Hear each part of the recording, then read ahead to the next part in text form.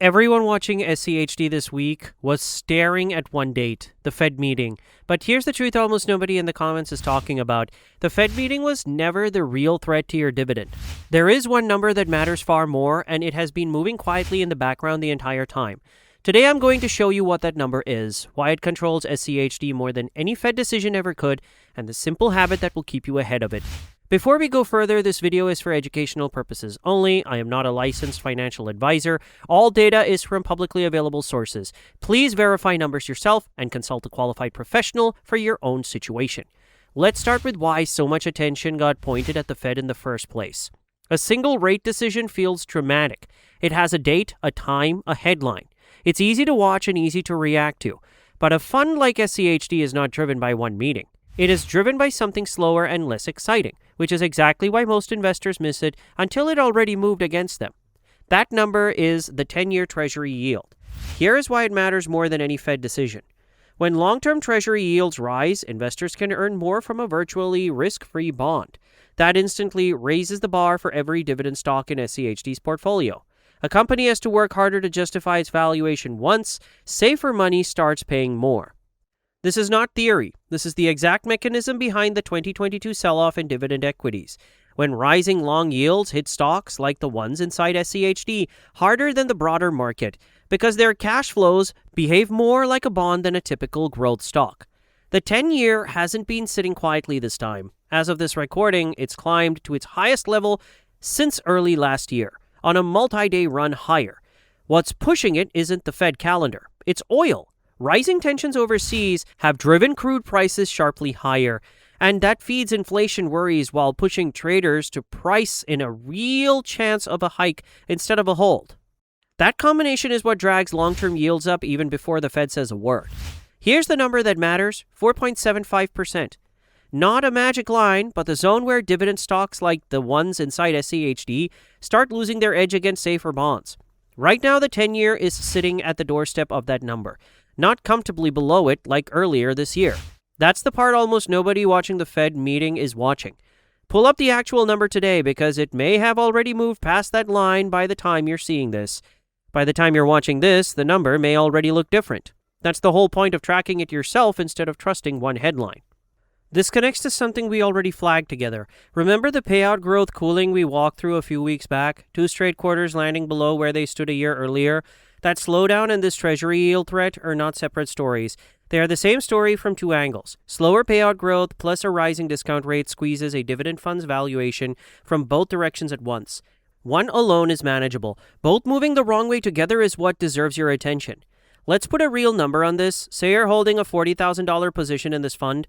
A modest cooling in payout growth barely moves your long-term outcome on its own, since the shares you already own keep compounding regardless. But if that cooling shows up the same moment the 10-year climbs past its danger line, the fund's valuation multiple can compress on top of the slower income growth.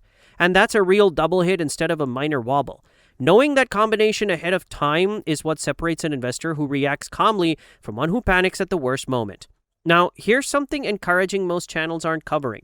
This fund's own rules are already working to protect you from this kind of pressure. Back in March, SCHD went through its yearly reconstitution, the most dramatic single-year shift in its history.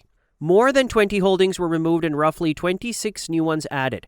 Look at what got removed. Winners whose prices climbed so high their dividend yield fell below the fund's own quality threshold, even after delivering huge returns.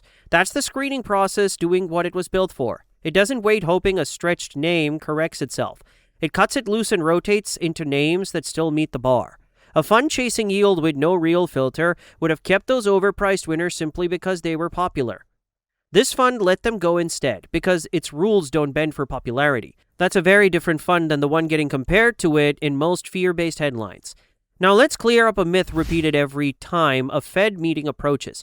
Many investors assume the Fed sets long-term rates directly, so whatever it decides drags the 10-year along with it. That's not how it works. The Fed controls short-term rates. The 10-year is set by the bond market itself, based on where investors expect growth and inflation to sit years down the road. That's why the 10-year can rise even after a Fed hold and fall even after a hike. Watching the Fed alone tells you what happened to short-term borrowing costs. Watching the 10-year tells you what the market actually expects for years to come. The number that matters most for a long-duration dividend fund like this one. So here's a mistake to avoid. Don't treat any single Fed meeting as the real verdict on your position. A hold isn't a green light to stop paying attention, and a hike isn't a red light to panic and sell. The real signal is slower moving and far more useful than any one headline. Track the 10-year the way you track your own dividend payments, not obsessively every day, but consistently, especially around Fed meetings and the monthly inflation and job reports that tend to move it most. Let's make this practical. Pull up the 10-year Treasury yield right now, write the number down, check it again after the next inflation report, and again after the next Fed meeting.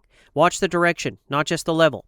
A steady climb toward and past 4.75% is your early warning, and that climb is already underway. A number that pulls back and stays contained below that line tells you the environment underneath SCHD remains supportive regardless of what any headline that week is shouting. Here's your action step, and it matters more than usual because the number is moving right now. Drop today's 10-year yield in the comments below before you do anything else. I want to build a running record with all of you so we can watch this number move together, instead of each reacting alone every time a new headline tries to scare us. The Fed meeting will always get the bigger headline. The Treasury yield is the number that actually decides what happens next to your dividend fund. And right now, it's closer to the danger zone than most people watching the Fed even realize. Now, you know which one to actually watch, and that puts you ahead of most people currently panicking over the wrong number entirely.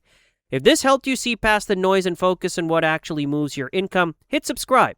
We show you the real signal, not just the loudest headline. See you in the next one.